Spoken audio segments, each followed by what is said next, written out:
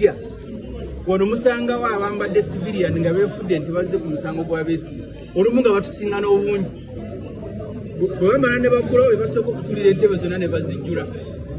ne batandika okulikodinga n'okukwata obusimu kaakati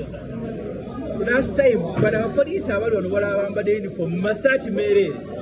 just bali mu byambalo naye emitwe tegiriiko. Last time nali nfuluma wano nga bafuuza emmotoka kali imagine nfuluma kooti nga bafuuza emmotoka era ekyaddirira kwali kujja kukidnappinga two of our leaders kati olwaleero omu bamukubye kati abamutte naye nga bamukuba tusobola na kuba identifying tubabuuza mwe mwaze ku musango ki because eno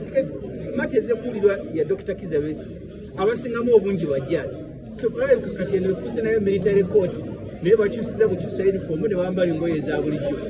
omu omusajja ogunene afulumya akubye abantu afulumya abantu mulinde ekinaabatuukako ndowooza kati anoonya drone kutandika kukidnappinga wano